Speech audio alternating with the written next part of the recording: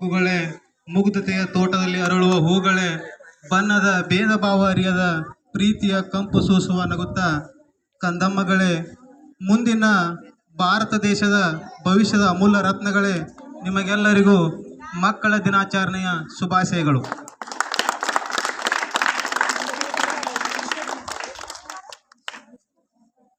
ಪ್ರತಿ ವರ್ಷ ನವೆಂಬರ್ 14ರಂದು ನಾವು ಮಕ್ಕಳ ದಿನಾಚರಣೆಯನ್ನ ಸೆಲೆಬ್ರೇಷನ್ ಮಾಡ್ತೀವಿ. ಸ್ವಾತಂತ್ರ್ಯ ಭಾರತದ ಮೊದಲ ಪ್ರಧಾನಮಂತ್ರಿಗಳಾದ ಪಂಡಿತ್ ಜವಾಹರ್ಲಾಲ್ ನೆಹರು ಅವರು ಅವರ ಜನ್ಮದಿನವನ್ನು ಮಕ್ಕಳ ದಿನವನ್ನಾಗಿ ಆಚರಿಸ್ತೇವೆ. ನೆಹರು ಅವರು ಮಕ್ಕಳನ್ನು ದೇಶದ ಭವಿಷ್ಯ ಮತ್ತು ಆಶಯದ ದೀಪಗಳೆಂದು ಪ್ರೀತಿಸುತ್ತಿದ್ದರು.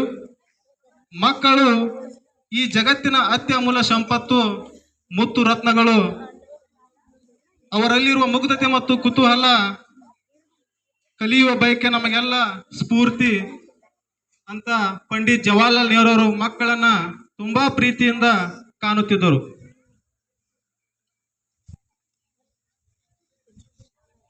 ನೆಹರು ಅವರು ಹೇಳುತ್ತಿದ್ದರು, ಇಂದಿನ ಮಕ್ಕಳೇ ದೇಶದ ನಾಳಿನ ಪ್ರಜೆಗಳಾಗಬೇಕು.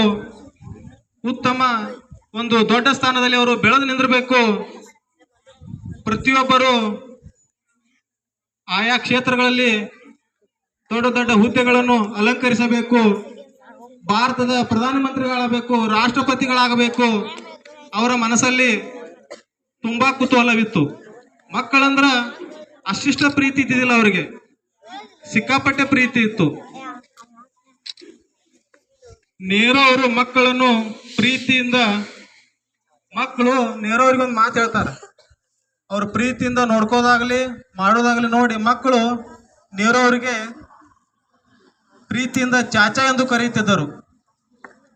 ಅವ್ರ ಶಿಕ್ಷಕರ ಮತ್ತು ಪ್ರೀತಿಯ ಬಾಂಧವ್ಯನ ಹೋಗಿತ್ತು.